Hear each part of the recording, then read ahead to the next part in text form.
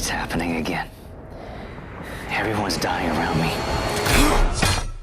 We're the only hope of saving our entire race. But there is no hope, Isaac. This is do or die. We're stuck without your help. Are you with me? Are you with me? Ladies and gents, welcome back. I'm here with Dave Woldman from Visceral Games, who is the senior producer on Dead Space 3. So first of all, such an epic game, a monster of a game. How did you guys balance in the scare factor that everyone's come to know and love with Dead Space, with the franchise, but also add so much more to it in terms of story, weapon customization, looting, even a few new movement mechanics? How did you guys go about that?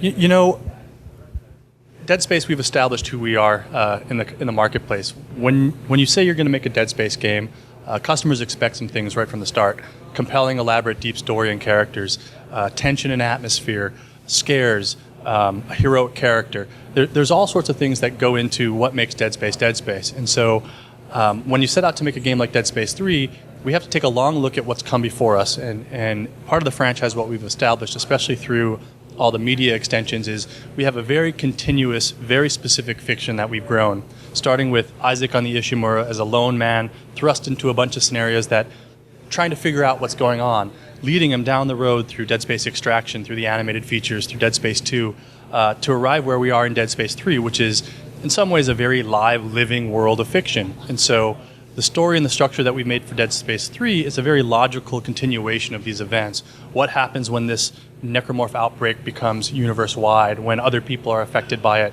You know, Isaac could no longer be by himself. He has to be interacting with other people who've seen these experiences, have their own perspective on them, and you know what goes into that. So when other people are involved, when governments are involved, when other societies, they're going to bring their own weapons to the table. They're going to bring the things that they're familiar with fictionally to the table. And so what we try to do in Dead Space 3 through the weapon crafting, as you mentioned, the movement mechanics, through co-op, is to try to infuse our story with all of these gameplay elements that from a storytelling standpoint makes a lot of logical sense. That you could say, all right, I understand that these people have seen it, this guy has a history with it, and it's easier to accept introducing these elements into your game when your fiction is consistent and it all makes sense. Yeah. I mean, with sticking with Isaac for a bit, you mentioned, like, obviously he's a main thing throughout the franchise. In a way, we've kind of seen him grow through the 3 games. I mean, what little I've played of this one so far, but in the first one, he didn't even talk. And then the next one, we saw him come out a bit more, and now we're seeing a lot more. Was that sort of driven by you guys exploring the character, or was that, again, back to a story sort of thing? It's one of those interesting things, because when Dead Space began, he was, you know, an everyman engineer thrust into crazy situations, and by growing the character over time, you have to say, is his reaction to these scenarios plausible? You know, is there something that he's doing that makes sense? And you know, having gone through it once, it just wouldn't make him a lot of sense if in the 3rd game he's still saying, what's going on over here? What's the cause of this? Anyone who is familiar with our franchise and our fans love it and eat it up, it just wouldn't make any sense, and they'd be scratching their head and say your story's comical, right? You know, clearly there's a necromorph there. He's going to know what to do this time around. And you know, he is a reluctant hero. He was thrust into it initially in Dead Space 2. He was pulled into it in Dead Space. He was thrust into it in Dead Space 1. Pulled into it in Dead Space 2, and then in Dead Space 3 it's continuing. His reputation as someone who's had contact with these markers has gotten wide, and so when the big epidemic starts, what are they going to do? They're going to go to the guy who's the expert, they're going to pull him in there, and you know, he's gone from, I don't want to say antagonist, but he's gone from sort of the everyman to the heroic figure because he is the expert. It's kind of a journey of like Ripley in Alien. She's the expert in the 2nd movie, and therefore people rely on her to guide them, and you know, he's becoming much more the driver of the action rather than a reactor. Yeah. So, I mean, when you're bringing in another character for the co-op, like John Carver, will we see him? I mean, it's almost like Isaac's a bit of a sort of, he's their go-to guy. So will we see him, John Carver, develop in similar ways, or Will the background be different? And again, bringing in the transmedia approach that is there with Dead Space, will he have that same strength behind him that Isaac did, do you think? One of the things we set out to do is try to make Carver a true character in the franchise, not someone who's along for the ride, who's dropping in during co-op here or there, a follower, but someone that if you're a fan of the fiction, you're going to want to understand their story. Carver comes from a very different sort of spot in life than Isaac does. He is a soldier by trade. He was a warrior going through these battles against necromorphs when his family was killed and murdered, so that puts a tone to him right off the start. Very hard, very callous to begin with. And through single player, you see him evolve a little bit throughout the game, and you see the journey that he goes on with when he's thrust into this environment, and you can see his reaction to the characters and the settings.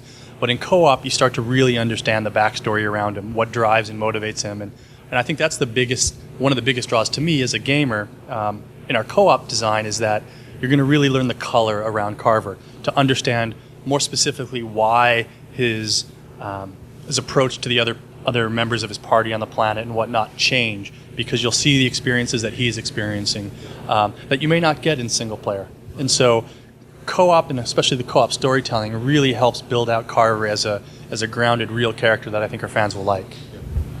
And going back to sort of the feeling you get with the previous two games, what sort of challenges did you guys have implementing co-op but maintaining that scare the crap out of you sort of element that we've, like, I mean, that's what people come to expect. They set themselves up for that when they're playing Dead Space game. You know, Dead Space 1, we did some things differently in Dead Space 1 to Dead Space 2, and we're going to do some things differently in Dead Space 2 to Dead Space 3. It's a natural progression and evolution of the franchise. One of the things I always think about when we're talking about scares and horror is that fear, for a lot of people, for many people, it is all psychological. It lives in your head. What is frightening to you might not be frightening to me, regardless of if I'm in single player or co-op or playing with a rifle or a plasma cutter. You know, fear is subjective, scares are subjective. And so we didn't set out to do anything fundamentally different in single player or co-op other than build up Carver's dementia and the scares of understanding and trying to understand what's going on in the game world on the Carver side. There's these wonderful horror moments that happen for him as part of his interaction with dementia and the markers. But horror is very subjective, and just because you're playing in co-op, if your setting is still dark and quiet or scary, if the partner you're playing with is chatty or not chatty, it is one of those things that we believe that we've created an experience that our fans are going to love and also become more accessible.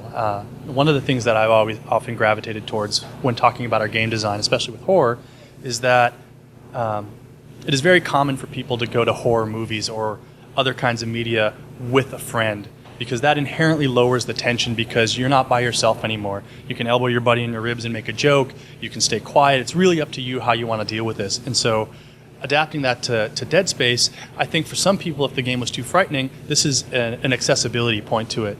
If they're a story enthusiast, co-op is another accessibility point. And so it's really what you want to make of it, and however you structure the game experience at your house, at your home, on your couch. That's going to be whatever you want. I believe we created a game that'll help you deliver it as long as you set up your environment appropriately. Yeah, for sure. We're seeing a lot more. Very different necromorphs this time around, or so far from what I've seen. Was that again story driven, or was that something just that's a natural progression when you're doing this kind of game and sort of stepping it up each time the way you guys have? You know, it's a combination of things. There's always a desire to create new, frightening enemies to throw at players. Our character and our enemy and our combat and controls design team really enjoy creating new experiences, and we have things like transforming and morphing necromorphs this time around that start off in a much more humanoid position. So, you know, there's a natural understanding right away if you're not necessarily familiar with Dead Space about how to attack them. You shoot them in the head, and all of a sudden, they start to do something very different when you do that. And so the story in the fiction doesn't really dictate a lot of the specific character designs other than the standard ones we hold true for Dead Space, which they're made from reanimated flesh of dead people that the marker is driving and building these things. But as far as the gameplay components and designs, we approach those sort of in parallel. We want to make sure we create an enemy that's fun, that keeps you on your toes, but also fits with the game world that we're building. Yeah. I mean, in the presentation, you guys mentioned you want this to be something memorable for this generation. With the next generation of consoles looming, how did you guys sort of prepare for that? Was that a consideration, or are you just focused on where you're at? You know, I know it's kind of a standardized answer right now, but we've been focused, laser focused on making Dead Space 3 the best game we can make for the console generation that we're on. There are a lot of opportunities ahead of us if people want more Dead Space to really change things around with the next generation of hardware. But right now we are laser focused on making the best experience on this current generation of platforms and PC for the people who want to play it in February, not waiting till next year. Yeah, right, great. Well, thank you very much for your time, and looking forward to the game.